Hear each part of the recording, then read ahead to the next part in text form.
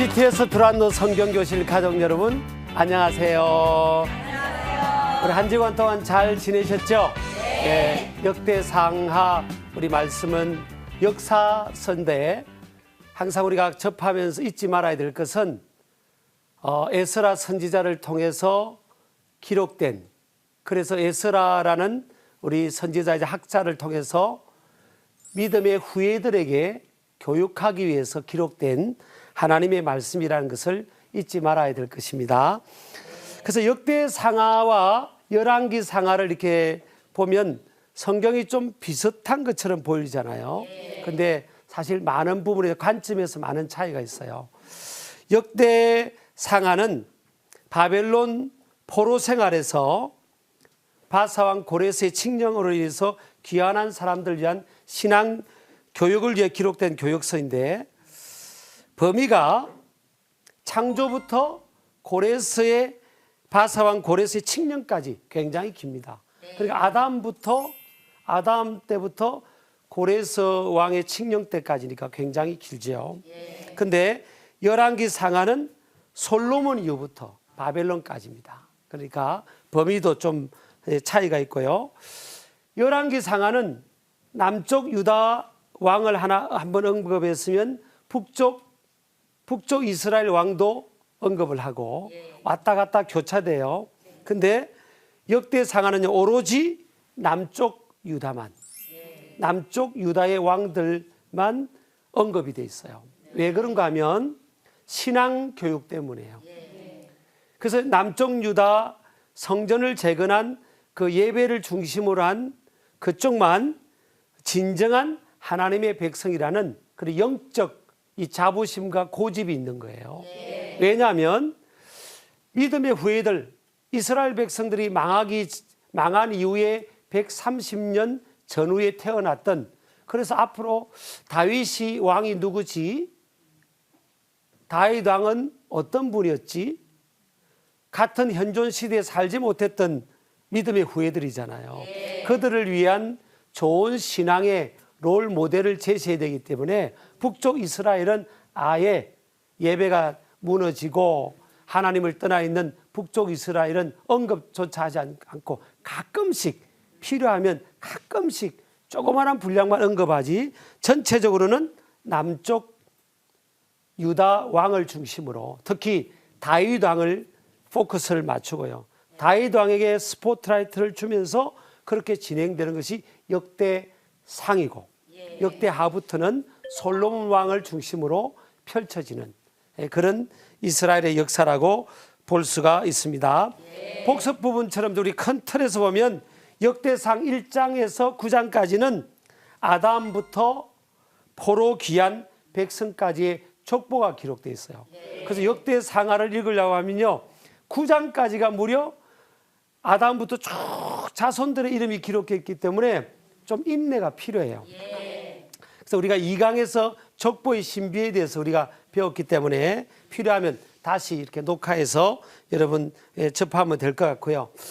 두 번째는 역대상 10장부터 29장까지인데 이 10장부터 29장까지는 오로지 거의 전 부분을 다윗 왕의 포커스를 맞추고 있습니다.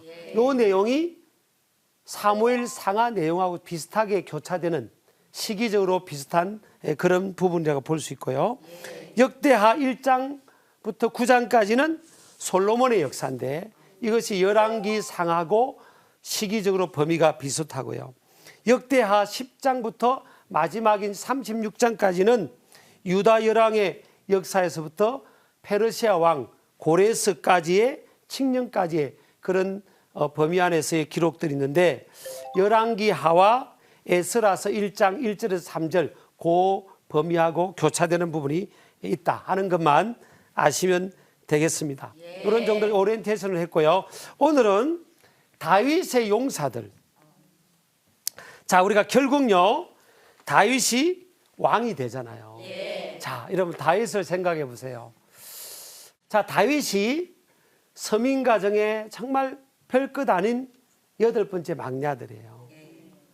그러니까 사무엘 선지자가 그 집에 신방을 왔을 때도 아버지가 다윗 보고는 야야 너한테는 기회가 안 오니까 저 양이나 지키고 있으라고 그 막내 아들은 양 지키는데 거기에 두겠어요. 그래 다윗이 착해가지고 그 양을 지키고 있었죠.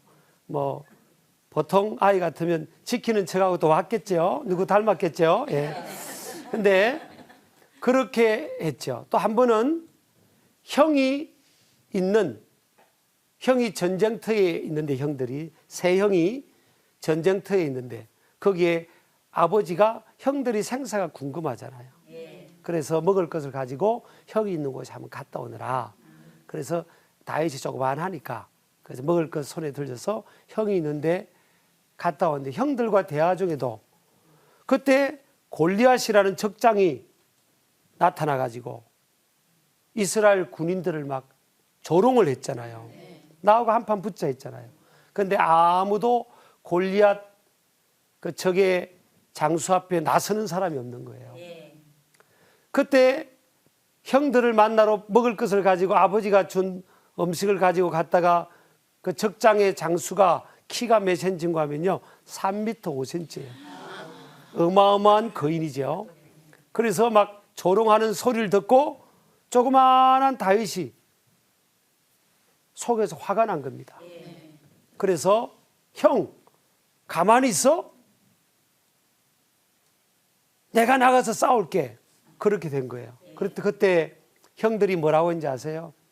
너 너무 교만하구나.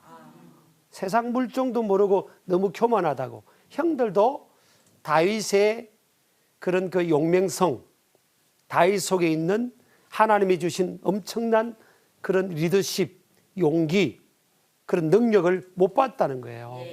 우리가 살아가다 보면 나를 내 모습 그대로 정말 인정해 주는 사람도 있고 나를 인정해 주지 못하는 사람도 있을 수 있는 거예요. 그래도 그때 낙심하지 말고요. 결국 다윗이 우리가 왕이 된 것을 과거의 역사를 통해 우리가 접하고 알고 있잖아요. 세월은요 끝까지 참고 기다리는 사람 편이다 하는 것을 믿기를 축복합니다. 아멘. 기다리면 좋은 때가 와요. 그리고 나를 누가 못 알아주면 낙심할 필요 없어요. 눈이 삐어서 그런 거예요. 네, 그렇게 믿으시기를 바랍니다. 자, 아버지도 몰라주고 집안에 있는 형들도 몰라줬지만 결국 다윗은 왕이 되는데 다윗이 혼자 힘으로 된 게 아니에요. 그래서 역대상 이 10장에는 사울 왕에 대해서 조금 언급이 되어 있고요. 11장, 12장에는 무려 2장이라는 큰 이 긴 지면을 할애하면서 다윗의 용사들의 이름을 언급하고 있어요. 여러분 다윗은 사울 왕에게 쫓겨가지고 혼자 도망갔잖아요. 그런데 다윗 주위에는 많은 사람들이 몰려들었어요. 근데 처음부터 용사만 몰려들면 그 좋은데 다윗 주위는요 빚쟁이들, 뭐 마음이 상한 사람들, 사무엘상 22장 2절에 보니까 환난 당한 자, 빚진 자, 마음이 원통한 자들이 다윗 주위로 몰려들었다 그랬어요. 여러분 빚쟁이가 오면 좋아요 안 좋아요? 빚쟁이 오면 부담스럽잖아요. 뭘 도와달라고 할 수도 있으니까. 그런데 지금 다윗이 도망가는 상황인데도 사울 왕과 그 3,000명의 군사들의 추격을 받으면서 생존하려고 몸부림치면서 막 도망다니고 피해 다니는데 다윗 주위로 누가 왔다고요? 빚쟁이들이 온 겁니다. 빚쟁이들이 오고요. 또 쫓겨난 사람들이 오고 마음에 상처받은 사람들이 오고 억울한 사람들이 오는 거예요. 쉽게 말하면 뭐예요? 쓸만한 종자들이 오는 거예요. 쓸만한 사람들이 아니에요. 그 당시로 보면 우리가 객관적으로 보면요. 별로 쓸만한 사람들이 아닌 거예요. 왜냐하면 다윗이 도망다닐 때 싸움을 엄청 잘하는 아주 대단한 용사가 호위무사가 다윗한테 왔다면 도움이 되겠죠. 그런데 빚쟁이들이 왔다니까요. 자, 그런데도 다윗은요 그들을 다 품습니다. 그래서 다윗 주위에 다윗이 혼자 있는데 얼마 지나서 않아서 숫자가 남자 20세 이상의 남자들이 400명이나 되고요. 또 한 장 지나가면요 600명의 사람들이 모입니다. 그게 사무엘상 22장에서는 400명이 됐다. 22장 2절에요. 사무엘상 23장 13절에 보니까 짧은 시간인데 600명으로 늘어난 겁니다. 빚쟁이들이 어마어마하게 몰려들어온 거예요. 지금 빚쟁이들, 쫓겨난 사람들, 마음이 억울한 사람들, 뭐 그런 사람들이 다윗 주위로 막 기하급수적으로 몰려드는데, 여러분 사람을 이렇게 내가 품는다, 사람을 한 사람을 내 삶의 바운더리에 이렇게 끌어들인다, 이게 쉬운 게 아니에요. 자식만 하면 바람잘 없는 것처럼요, 사람이 내 주위에 많으면 참 그게 쉬운 게 아니에요. 근데 다윗은 그들을 다 품습니다. 왜 그랬죠? 다윗 속에는요, 첫 번째로 보면 어렵고 힘든 상황에 있는 이들에 대한 긍휼의 마음, 이 긍휼의 마음이 있는 거예요. 불쌍히 여기는 마음이 있는 거예요. 자, 다윗이 지금 3,000명의 추격자들이 쫓아오면서 다윗을 죽이려고 하니까 마음의 여유가 없잖아요. 마음의 여유가 없으면 사람들을 이렇게 품을 수 있는 여유도 없는 거예요. 아니, 내가 쫓겨다니고 내가 죽을 것 같은데 누구 한 사람 거둬들 필요가 없어요. 자, 그리고요, 또 도망 달릴 때는 혼자 다니는 게 편해요, 한 400~500명하고 같이 도망 다니는 게 편해요? 그렇잖아요. 이 이스라엘 땅이요, 강원도 정도만한 땅밖에 안 돼요. 근데 좁은 땅덩이에 3,000명의 특수 요원들을 풀어가지고 다윗을 잡아라. 잡으면 죽이도 된다. 한 명이 나 쫓아다니도 힘든데 3,000명이 쫓아다니니까 쉽지 않잖아요. 그런데도 다윗은요, 혼자서 피해 다니면 되는데 400~500명의 용사가 아닌 빚쟁이들, 그리고 쫓겨난 사람들, 별 볼 일 없는 인생들, 흑수저 인생들을 다 품는 거예요. 그러니까 다윗이 움직이면요 노출이 많이 되는 겁니다. 그래서 더 위험을 느낄 수 있겠죠. 그리고 자, 빚쟁이들이 뭐 돈 갖고 왔겠습니까? 그렇잖아요. 그런데 이 400~500명이 남자만 400명에서 600명까지 늘어나는데, 자, 남자만 왔겠습니까? 딸린 처자식까지 치면요, 제가 계산을 해보니까 한 약 2,000명쯤은 됐을 것 같다. 적게 잡아도. 그럼 2,000명을 먹이려면 쌀이 얼마나 많이 들겠습니까? 그렇죠? 예. 엄청난 숙식비가 드는 겁니다. 그러니까 뭐 대단한 스폰서가 온 게 아니라 빚쟁이들이 주로 왔으니까, 이거 뭐 당장에 뭐예요? 뭐 도움이 되는 사람들이 아니에요. 음식 축내는 사람들이 막 뭐 수두룩한 거예요. 그런데 다윗이 다 거두는 거예요. 가려가지고 너는 안 돼. 아니, 당신은 뭐 도움도 못 되는데 왜 왔냐고 하지 않아요. 다 품는습니다. 그러니까 오갈 데 없는 사람, 마음 붙일 데 없는 사람은 누구한테 가면 거둬준다고 소문이 났겠어요? 다윗한테 가면. 그래서 어떻게 보면 다윗이요, 좀 미련한 거예요. 그렇죠? 근데 이들이 나중에 용사가 되어서 다윗이 왕이 되는데 결정적인 역할을 한 사람들이 이 빚쟁이들입니다. 이 원통한 일을 겪은 사람들이에요. 사실은 그들이 용사가 될 것이라고 생각을 못했어요. 사람은요, 사랑을 먹고 인정을 받고 용납을 받고 칭찬과 격려를 받으면 사람은 바뀌어요.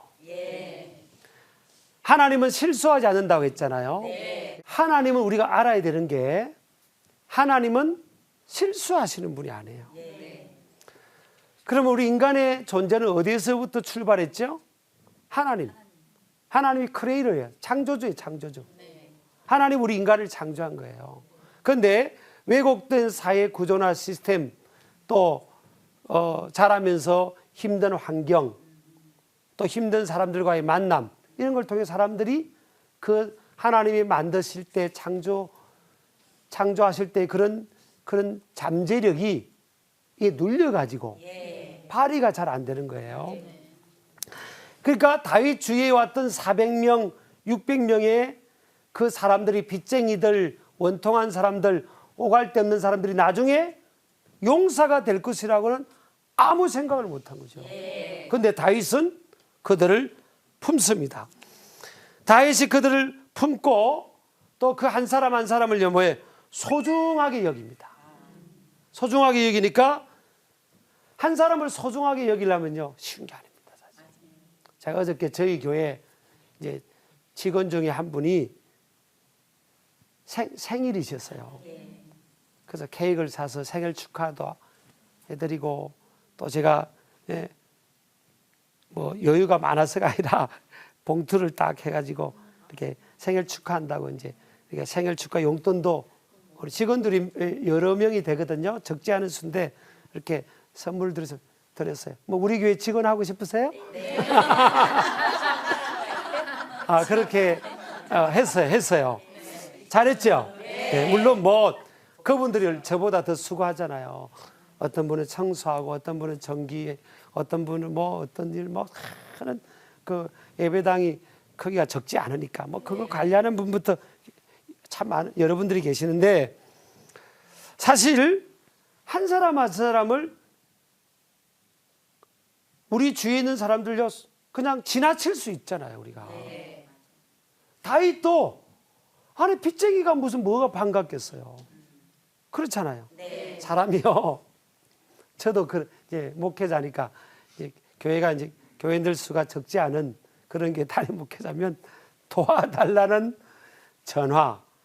하여튼 모처럼 전화 오면 다 도와달라는 거예요.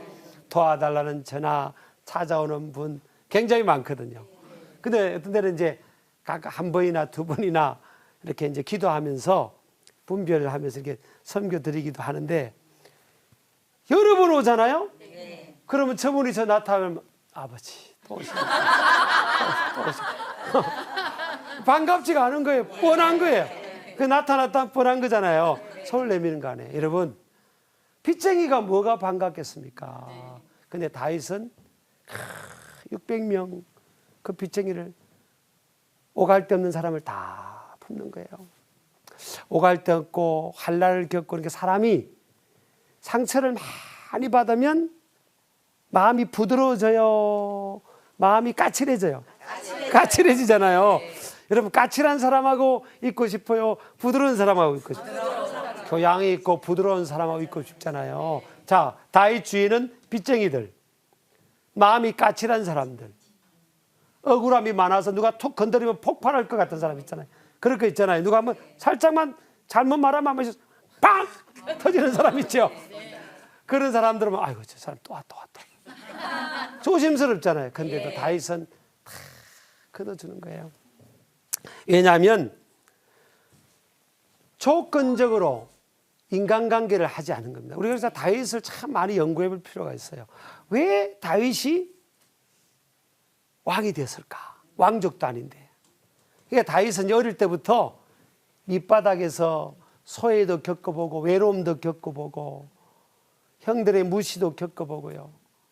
그 어려운 시간들 보내봤으니까 이해하는 폭이 넓어지는 거예요. 그래서 사람을 소중하게 여기는 그런 마음을 갖는 거죠. 우리나라 속담에 보면 자식은 자기 먹을 걸 가져온다는 말이 있잖아요. 저는 그 말이 틀린 거라고 생각하지 않아요. 다 어르신들이 인생을 살아가면서 자녀를 키우면서 다 그게 검증된 그런 속담이잖아요.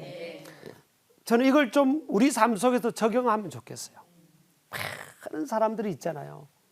그러면 사람은 어떤 때는 그냥 내한테서 계속 줘야만 되는 인생들이 있어요. 그렇지만 사람은 자기 먹을 거 가지고 있는 거예요. 언젠가는 자기 역할을 하는 거예요. 저도 어릴 때 제가 두란노 성경교실에서 그때도 한번 나눴지만 3살 때 아버님이 돌아가셨어요. 의사셨는데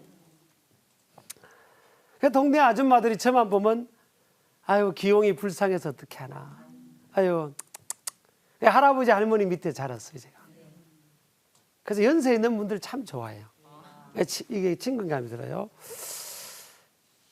동네 천덕꾸러기 같은 거죠. 근데 그때는 저만 보면 동네 아주머니들이 아유 기용이 불쌍해서 어떻게 하나. 아유 그랬지만 지금 또 잘 컸잖아요. 그러니까 여러분 인생이 그 단편적으로 그 시기에 그 모습만 보면 안 되는 거예요. 그러니까 이렇게 보면 자기 몫이 있다는 거예요. 그게 포텐이 빵 터질 때가 있는데 그게 안 터져서 그런 거지. 그렇잖아요. 그래서 사람들을요, 당장은 참 내 인생에 도움이 안 되는 것 같은 사람도 내가 그를 품고 용납하고 또 격려하고 사랑을 공급하고 그러면 그 안에 있는 잠재력이 터져 나온다는 거죠. 그래서 이 다윗은요, 세 번째 보면 다윗의 장점이 뭐예요? 사람 속에 있는 잠재력을 끌어내 주는 거예요. 빚쟁이들도 다윗 만나면 나중에 용사되고요, 마음이 억울하고 까칠하고 그냥 오갈 데 없는 사람도 다윗 만나면 나중에 용사로 바뀌는 거예요. 여러분, 우리가 살아가다 보면서 야, 진짜 사람이 바뀔까? 왜냐하면 여러분, 배우자하고 살다 보니까 안 바뀔 것 같다는 생각이 더 많이 들잖아요. 그죠? 근데 사람이 진짜 바뀔까? 물론 바뀔 수도 있고 어떤 사람은 안 바뀌는 사람도 있을 거예요. 근데 누구를 만나느냐에 따라서 인생은요, 바뀌는 거예요. 오늘 다윗을 만났던 그 많은 사람들은 뭐예요? 바뀌었잖아요. 그래서 여러분, 복 중에 제일 큰 복이 뭐냐? 저는 사람을 잘 만나는 게 복이다. 여러분, 자녀들을 위해서 기도할 때도요, 하나님, 우리 자녀들 만남의 복을 주세요. 사람을 잘 만나게 해주세요. 또 우리가 하나님의 자녀고 그리스도인이라면 뭐예요? 오늘 내가 사람 잘 만나서 내가 이익을 챙겨야지, 그것도 중요하지만 하나님, 나를 만나는 사람들 나 때문에 복을 받게 해주세요. 오늘도 하나님의 축복이 나를 통해서 흘려가게 해주세요. 우리가 이런 두 사람이 이렇게 보면요, 그 앞에 있는, 우리 앞에 있는 사람에게 이렇게 웃어보세요. 이렇게. 웃죠? 제가 한번 웃어볼게요. 웃으시잖아요. 제가 웃었는데 이런 사람 없죠? 참 신기한 거예요. 그래서 어떤 데는 뭐예요? 내 웃음이 필요한 사람도 있고요. 그 여러분, 어떤 사람이 제일 좋으세요? 어떤 사람이? 웃는 사람도 제일 좋고, 또 어떤 사람? 어떤 사람하고 같이 있고 싶어요? 편안. 마음이 편하다는 건 뭐예요? 내 말을 잘 들어주는 거예요. 그러니까 내가 무슨 말을 다, 아유 얼마나 힘들어. 아유 그래 말이야. 내 편이 돼줘가지고 그냥 다 들어주는 거예요. 어떤 사람하고 같이 있고 싶지 않죠. 내가 뭐 말하려고 하는데 지가 지 말 다 해버린 사람 있잖아요. 그러면 아이고 진짜 내 말도 안 들어주고 다음에 만나고 이게 부담스럽잖아요. 진짜 만나고 싶은 사람 뭐예요? 그래 얼마나 힘들어. 다 들어주는 거예요. 내가 뭐 말을 해도 그냥 다 들어주는 겁니다. 여러분요, 그런 사람이 좋잖아요. 저와 여러분도 그런 사람이 되자는 거예요. 자, 다윗한테 지금 마음이 억울한 사람, 환난을 겪었던 사람, 환난 중에는 제가 볼 때는요, 돈대에 먹힌 사람이 더 많을 것 같아. 돈대에 먹힌 사람, 사기당한 사람, 또 원통한 일 겪은 사람, 오해받은 사람, 또 빚진 사람들 오면 다윗한테 와서 다윗을 위로하겠어요? 다윗이 위로해야 되겠어요? 여러분, 다윗도 지금 위로받아야 될 정도 아니에요. 억울한 거 아닙니까? 자기는 충신인데 지금 사울 왕이 죽이려고 하니까 얼마나 다윗도 할 말이 많겠어요. 그럼에도 불구하고 다윗은요, 다 들어주고 그래 얼마나 억울하니, 에휴, 얼마나 힘들어 하나님이 함께 하시니까 힘내. 그러면서 다윗이 다 들어준 겁니다. 다윗이 그냥 만나자마자, 사람 만나면서 다윗 자기 마음의 상처를 막 푸념 섞어서 하면 사람들이 그거 모이겠습니까? 아이고, 다윗 또 자기 말만 한다고 다 떠나갈 거 아니에요. 근데 다 들어준 겁니다. 내가 내 말을, 남의 말을, 상대방의 말을 들어줄 필요가 있는 사람들이 뭐예요? 리스너가 되는, 좋은 리스너가 되는 겁니다. 들어주면요, 그 사람들의 마음이 열리고 또 힐링이 일어나는 거예요. 어떤 사람은요, 칭찬이 필요한 사람도 있잖아요. 그렇죠? 칭찬이 필요한 사람들 또 칭찬해 주는 겁니다. 칭찬에 대해서 인색하면 안 돼요. 켄 블렌차드라는 분의 그 베스트셀러 있잖아요. 칭찬은 고래도 춤추게 한다고. 영어 원서로는 well done. 칭찬은 고래도 춤추게 한다고. 120만 부쯤 팔렸다 그러거든요. 근데 칭찬하고 격려하면 사람이 그 속에 있는 뭐예요? 힐링이 일어나면서 잠재력이 이렇게 개발이 되는 거거든요. 그러니까 다윗은요, 그 주위 사람들이 몰려들었다는 건 뭐예요?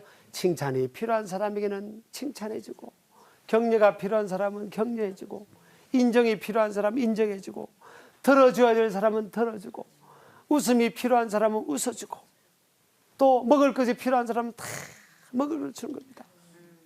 세상에 이게 보통 이게 힘든 일이 아닙니다. 근데 그걸 다 한 거예요.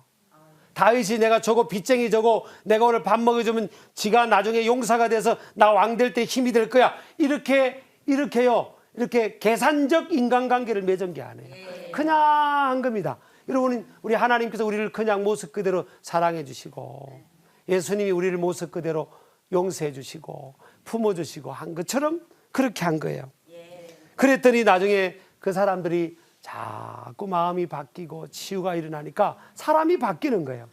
그전에는요, 세상에 그냥 몸 진짜 같이 있고 싶지 않은 사람인데요, 나중에는요 변화돼서 용사가 됩니다. 그래서 다윗이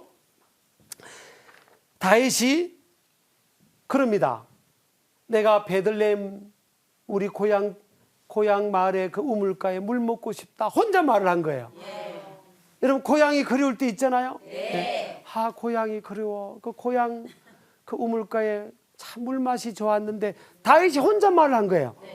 그런데 그 고향은 누가 지키고 있는가 하면요, 사울 왕과 군사들이 지키고 있는 겁니다. 그런데 다윗이 혼자의 독백을 들었던 3명의 용사들 있잖아요. 아까 빚쟁이들, 억울한 사람, 그 사람들이 나중에 용사가 돼가지고 목숨 걸고 다윗의 고향 베들레헴의 우물가에 와서 물을 기러 옵니다. 여러분을 위해서 목숨 걸 사람 몇 명 되세요? 있을 거예요. 어려울 때요. 그 사람이 어려울 때 내가 힘이 되어주는 사람. 여러분 그렇잖아요. 사람 잘 나갈 때는요, 다 친구 된답니다. 나 저 사람 알아. 근데 내가 쫓기는 인생이 되고 다른 사람에게 오해를 받아 손가락질을 받는 그런 상황이 됐을 때, 여러분 진짜 그 옆에 있어주는 사람이 진짜 친구입니다. 세상 사람은 다 버려도요, 우리 예수님께서 우리를 안 버리시잖아요. 여러분요, 요한복음 4장에 보면, 오늘 역대상 이야기는 요 내용은 아니지만 요한복음 4장에 보면 수가성의 여인이 나오죠. 우물가에 물을 기러온, 정오에 물을 기러온 여인이 있잖아요. 그 여인은요, 몇 번째 남자하고 사는지 아십니까? 젊은데 6번째 남자. 제주도 좋아요. 5명을 갈아치고 6번째 남자하고 사는 거예요. 그러니까 동네 아낙네들이요, 수군대는 겁니다. 아유, 저 여자 6번째 남자. 6번째 남자. 그러니까 온 동네 사람들이 그 여자하고 아는 척도 안 하고 함께 하려고도 안 하는 거예요. 왜? 함께 하면 손해본다 생각하는 거예요. 아이고, 행실도 안 좋은 저 여자하고 누구 함께 한다면. 그래서 이 여자는 외톨복이 있지 않습니까? 요즘 애들 말로 왕따예요, 왕따. 그래서 저녁에나 아침 일찍 우물가에 물을 길어야 되는데, 왜? 그 팔레스틴은 더우니까.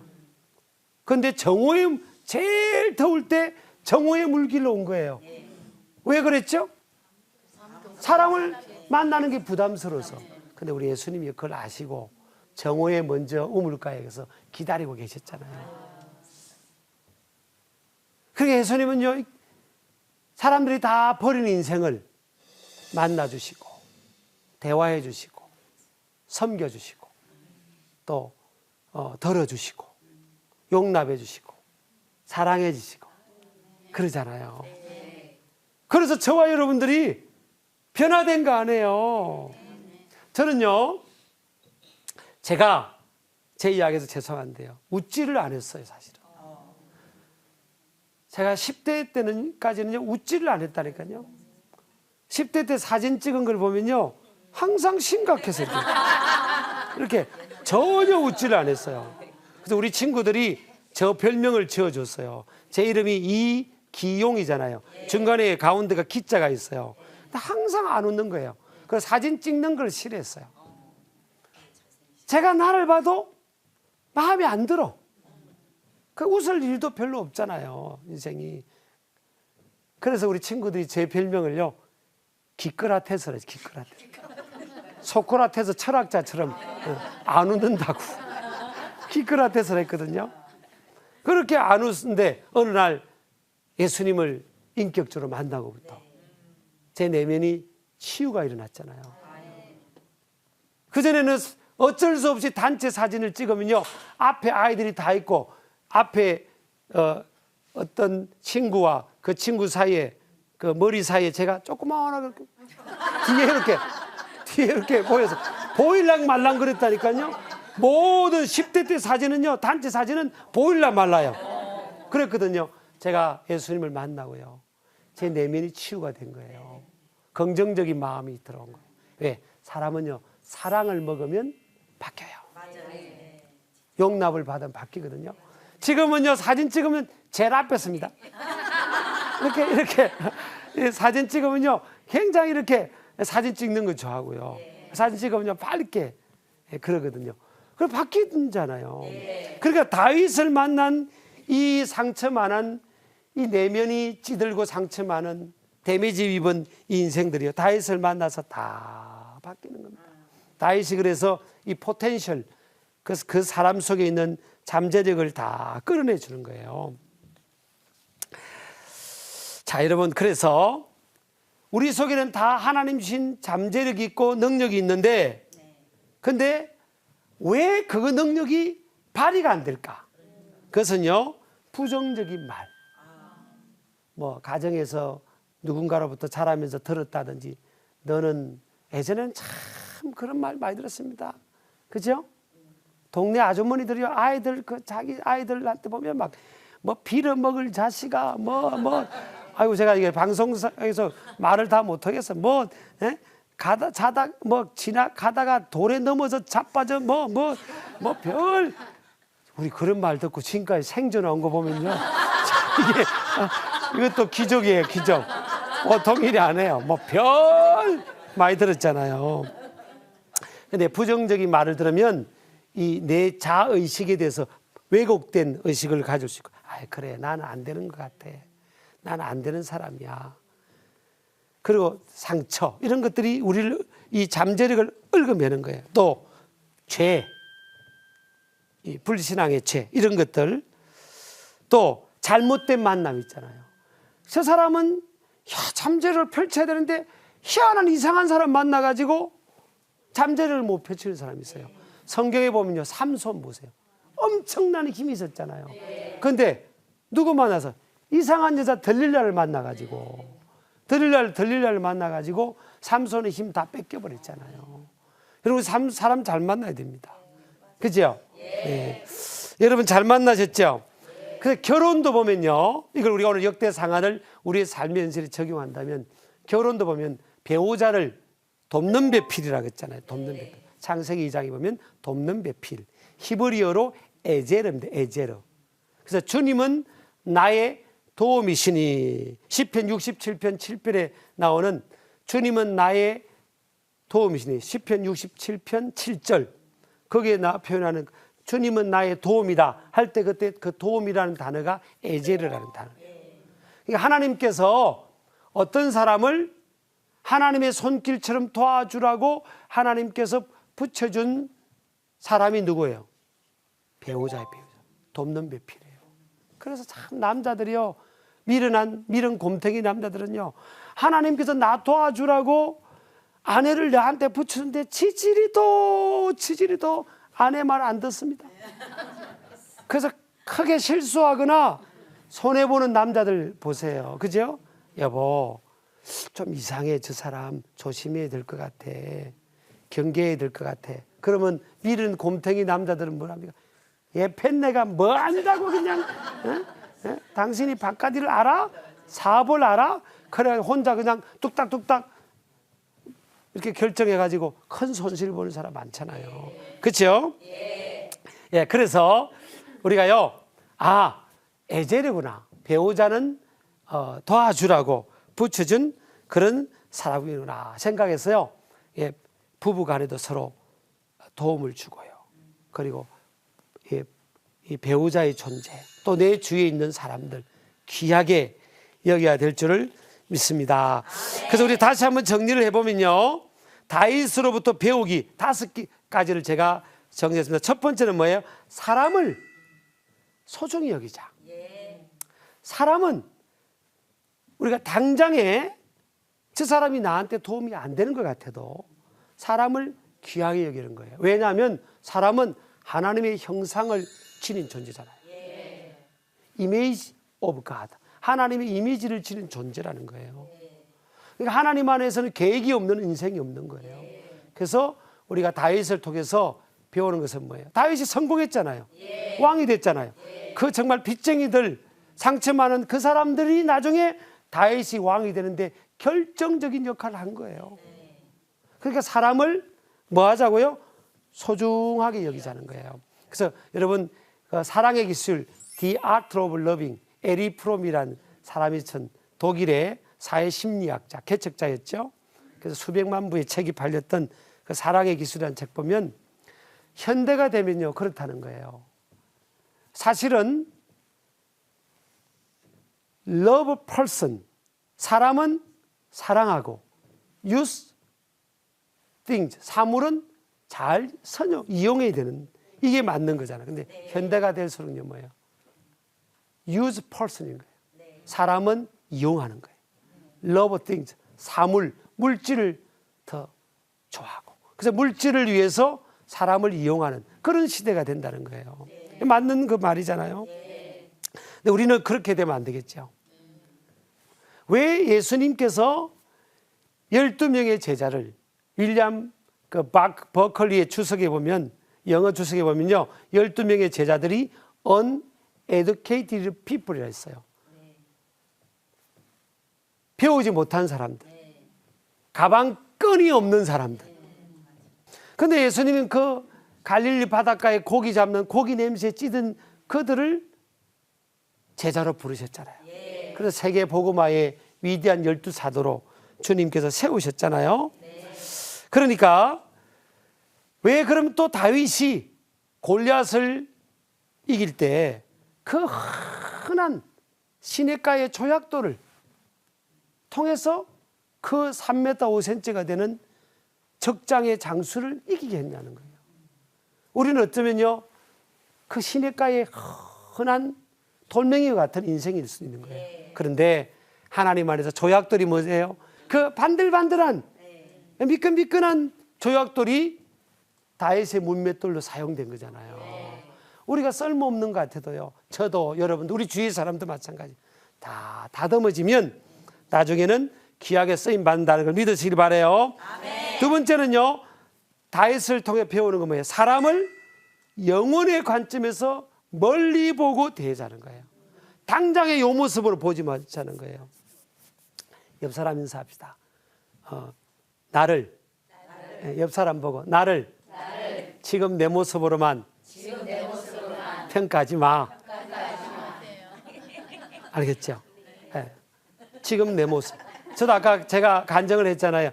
동네 그 아줌마들이 저보고 맨날 불쌍하다고 했는데 그때 그 모습만이 저의 모든 게 아니잖아요. 그죠?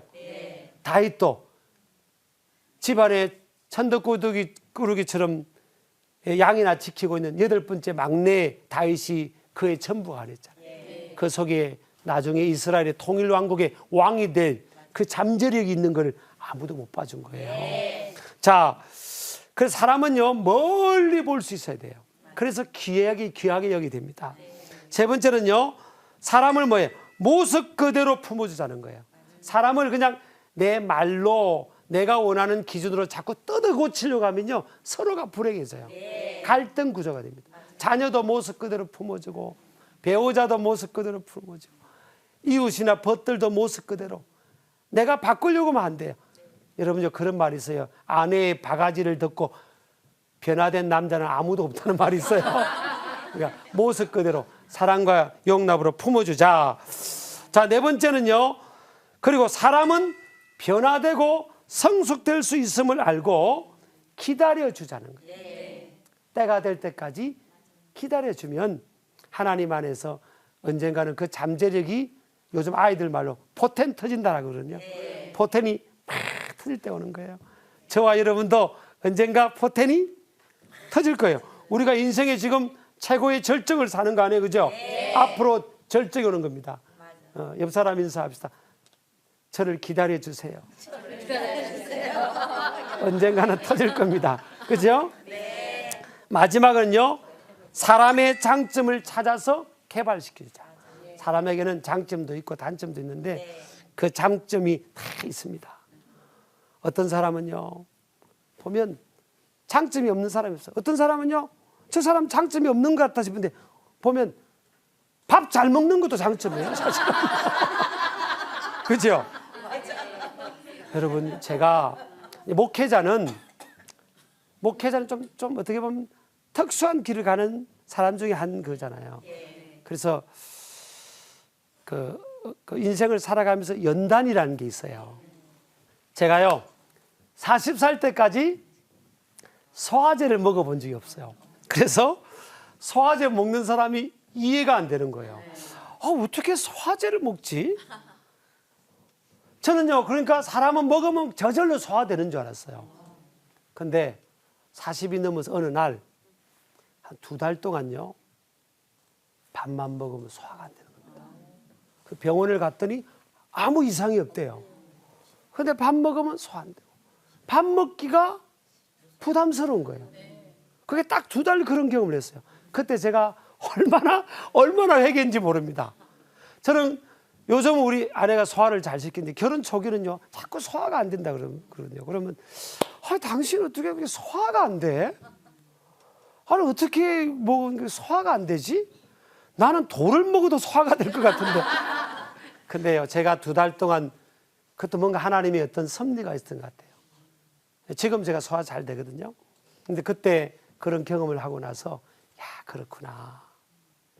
내 힘으로 되는 것도 모든 것이 주의 은혜로 사는 건데 내가 내 힘으로 다 된다고 생각했구나. 그러면서 회개한 적이 있거든요.